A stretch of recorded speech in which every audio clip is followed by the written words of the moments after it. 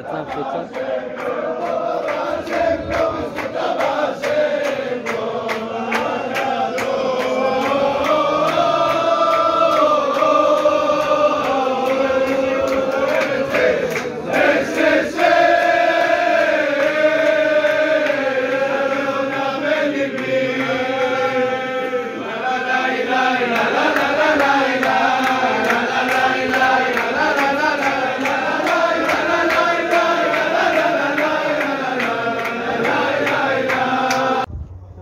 Hi guys, Shalom Aleichem.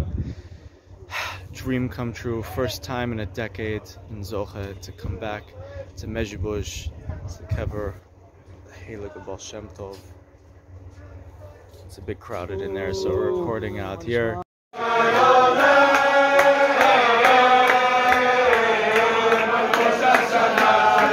But I mean, you can just see there's a river down in the valley below, the trees, the forest here. I mean, just the scenery of Medzibudz, it's straight out of a Baal Shem Tov story, and it's just incredible to see the Kevarim in there of just names that pop up left, right, instead of Rabbi Chiel,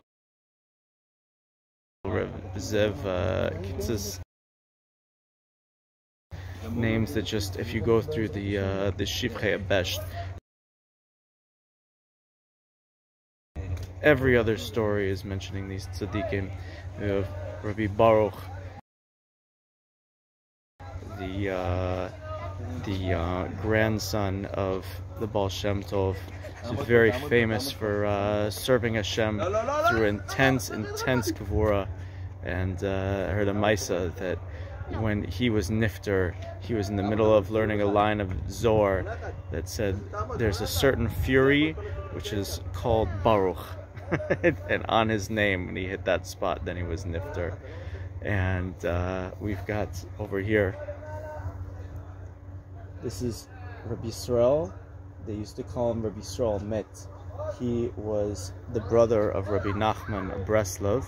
They called him Rabbi Yisrael Met because when he was a young child, he died, and his mother, Fega, took his body and put it here, inside here. This building wasn't here at the time, but you can see in there the Kever of the Baal Shem Tov. She brought her son's body to the Baal Shem Tov's Kever, and she laid it there and davened intensely that in the schut of her grandfather that he should be brought back to life, and walked away.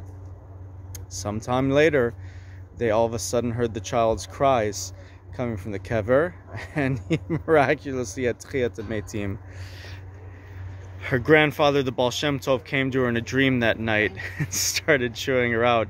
Do you know what kind of trouble you put me through, and all the different spiritual universes I had to traverse and search through in order to find his soul and bring it back to this world, to bring it back into his body? But he was brought back to life. He lived for some time after that, but forever after, he looked very sickly and like a dead person. So his nickname was Rabbi Yisrael Met, Yisrael the Dead. Until a certain amount of time after that, he finally passed away a second time for good. Just amazing people, and most of all the Baal Shem Tov, who, I mean, just story upon story upon story upon story. We're not going to get into them now, but just all the midas. I mean, the tzaddik who used to have the flying wagon when he would go on his travels, and who would never go to sleep with a single coin in his pockets. He would, if he had even one small coin, he would be sure to give it away to tzedakah. And just the pure emunah and the amazing miracles that inspire us so much. But the main thing, probably more than anything else, was that I think this totally exemplifies more than anything else the derech Chassidus, is that Hashem wants the heart. And more than the depths of Torah we might aspire to, or the perfection, or midot, or anything, that just wherever we're holding, that we just totally open up our heart and give it to a Kadosh Baruch Hu. And that probably more than anything else is the message of the Baal Shem Tov.